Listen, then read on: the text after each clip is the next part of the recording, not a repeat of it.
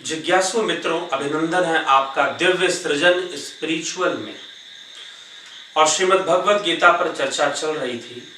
पिछले चर्चा में हमने कर्म योग के विषय को, स्थिर बुद्धि योग के विषय को किस प्रकार भगवान श्री कृष्ण रखते हैं, द्वितीय अध्याय सांख्य योग नामक अध्याय के 39वें से 53वें श्लोक तक हमने सुना था।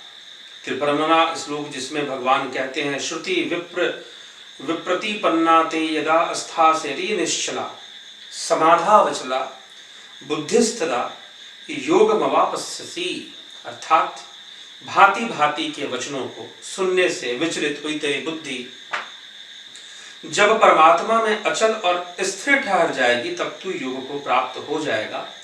समाधि में, योग में बुद्धि स्थित हो जाएगी, एकाग्र हो जाएगी, समत्व को प्राप्त कर लेगी। तो अब अर्जुन का प्रश्न है। अब भगवान श्री कृष्ण 54वें में प्रश्न है, 55वें से लेकर 72वें श्लोक तक स्थित प्रज्ञ बुद्धि और इंद्रियों की गति का वर्णन करते हैं। तो हम दो भाग में इसको सुनेंगे, पहले स्थित प्रज्ञ और फिर इंद्रियों का जो दमनकारी नीति है। इंद्रियां दमन करती हैं मन का, क्योंकि हम इसमें आसक्त हो जाते हैं इंद्रियों के जगत में। ये जो कुछ भी हम सुन रहे हैं, देख रहे हैं, ये संपूर्ण जगत इंद्रिय जगत है। तो इसमें हम आसक्त हो जाते हैं। तो इंद्रियों की गति क्या है उसकी चर्चा करते हैं। पहले स्थित प्रज्ञता के विषय में बता रहे हैं। तो आइए 61वें श्लोक तक स्थित प्रज्ञता की चर्चा की गई है, वहां तक हम आज के इस व्याख्यान में सुनते हैं। क्या कहते हैं श्री कृष्ण? अर्जुन प्रश्न करता है, स्थित प्रज्ञस्य का भाषा समाधिस्थस्य केशव स्थितधि किम प्रभासते किमासीत व्रजेत किम। अर्जुन बोले, हे कृष्ण, समाधिस्थ योगस्थ बुद्धि वाले पुरुष का क्या लक्षण होता है? वह स्थिर बुद्धि पुरुष कैसे बोलता है, कैसे बैठता है और कैसे चलता है?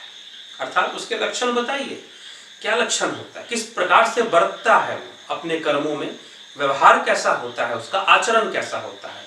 अर्जुन के कहने का अभिप्राय यह है। तो श्री कृष्ण जो है बताना प्रारंभ करते हैं और क्या कहते हैं, प्रजहाति यदा कामान सर्वान पार्थ मनोगतान आत्मनेवात्मना तुष्टः स्थित प्रज्ञस्तदुच्यते।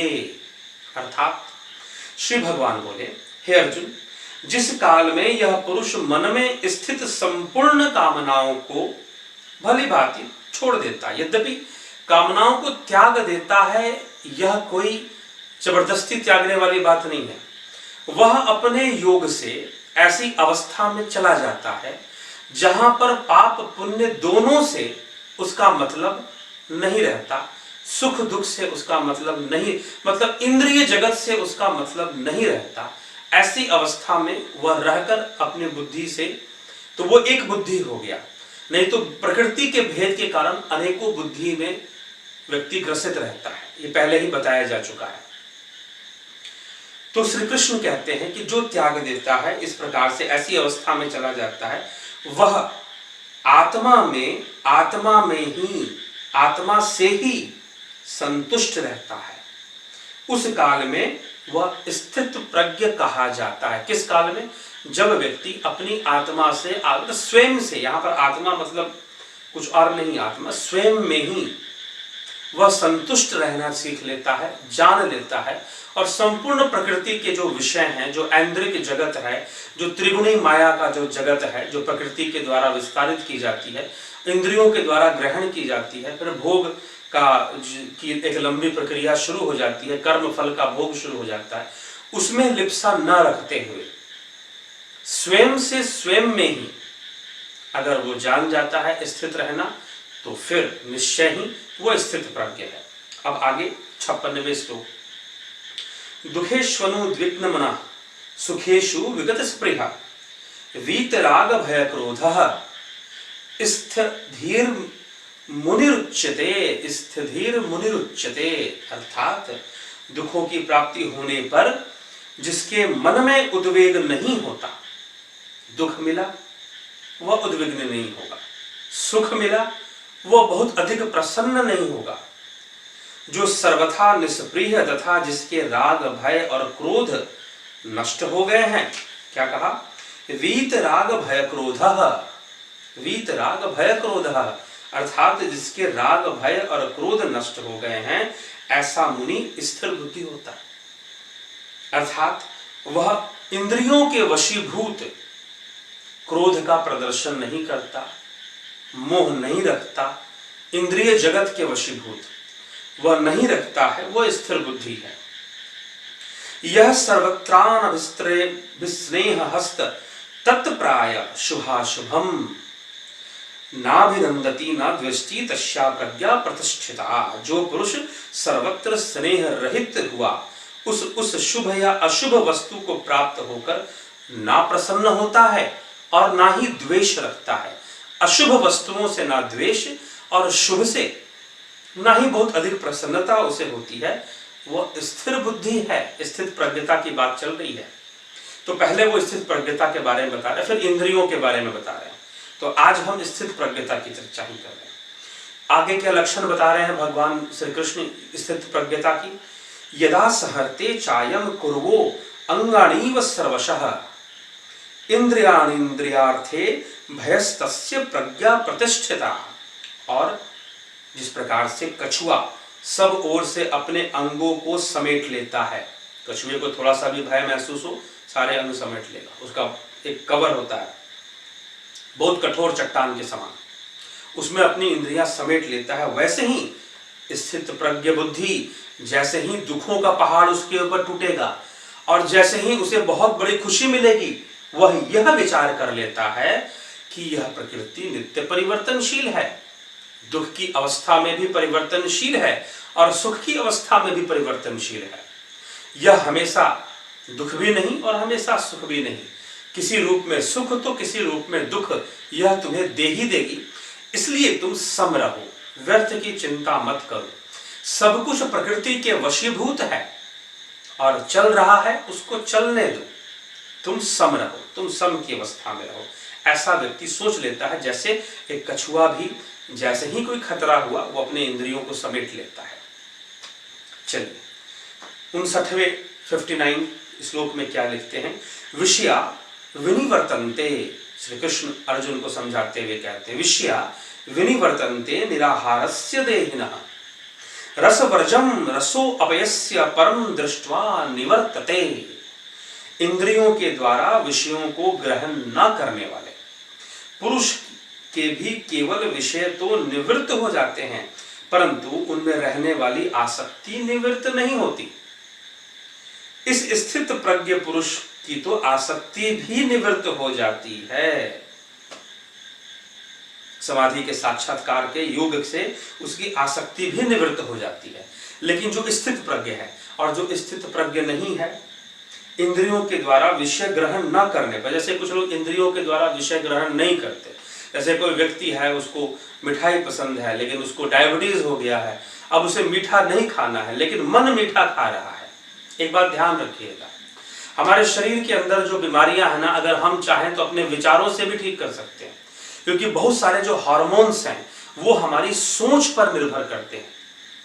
हैप्पीनेस हार्मोन्स हैं, ठीक, सेक्सुअल हार्मोन्स हैं, लव हार्मोन्स जिसको कहते हैं, लव हार्मोन्स है, इंसुलिन है। तो ये जो हार्मोन्स है ना, हमारे स्ट्रेस, टेंशन और हमारे विचारों पर भी निर्भर करते हैं। तो ये मत सोचिएगा कि आपने अगर विषयों को इंद्रियों से ग्रहण नहीं किया तो समस्या खत्म, दूर होगी, नहीं। अगर मन में विशेष रूप से चिंतन चल रहा है तो फिर समस्या बनी रहेगी,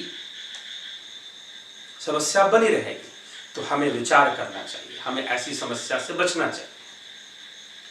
तो इसीलिए भगवान कह रहे हैं कि मन में अगर आसक्ति रह जाती है, बाहर से भले विषयों का ग्रहण ना हो इंद्रियों के द्वारा, कर्म इंद्रियों के द्वारा, लेकिन अगर मन में रहती है तो इंद्रियां दमन कर सकती है। लेकिन जो स्थित प्रज्ञ है उसका मन में भी नहीं। फिर कहते हैं 60वें श्लोक में, यततो ह्यपि कौन्तेय पुरुषस्य विपश्चितः इंद्रियाणि प्रमाथिनी हरन्ति प्रसभम मनः।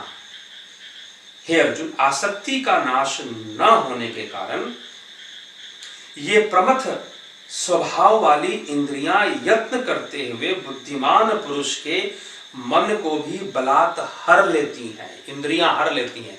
अगला जो हमारा व्याख्यान का विषय होगा यही विषय होगा। इंद्रियां बलात् हर लेती हैं, मतलब आप सुनते हैं ना, एक शब्द कहते हैं बलात्कार, एक नेगेटिव वर्ड है वैसे, महिला के प्रति किया गया एक दोष, एक अपराध, एक शोषण जिसे हम मानते हैं। लेकिन सच पूछो तो हमारे अंदर जो हमारी मन रूपी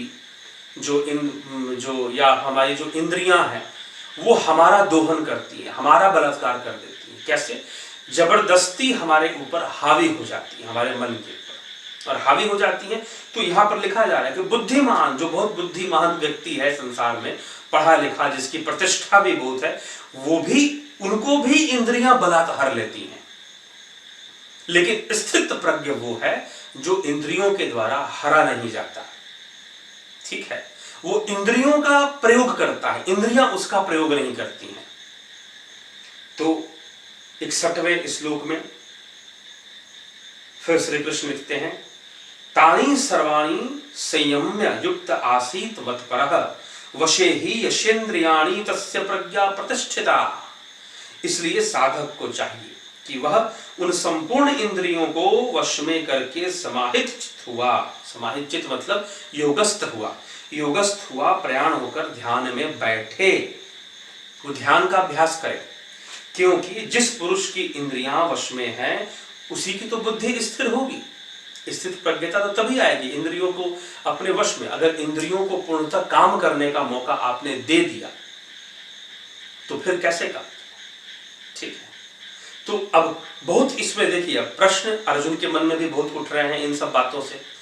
इन प्रश्नों का समाधान भी भगवान देंगे। कर्म परायणता कैसे आती है, ठीक है। तो 61वें श्लोक तक हमने चर्चा की। आगे हम अगले में इंद्रियां कैसे दमनकारी हैं, इंद्रियां हमारा दमन कैसे करती हैं, कैसे हमारे व्यक्तित्व के ऊपर हावी हो जाती हैं, हमारे मन के ऊपर हावी हो जाती हैं और हम अपना नियंत्रण खो देते हैं और भोग में लिप्त हो जाते हैं, ये कैसे होता है। इस पूरी व्याख्या को अगले 62वें से लेकर 72वें इन 10 श्लोकों में बताया गया है। तो और उसका वर्णन हम अगले व्याख्यान में करते हैं। धन्यवाद।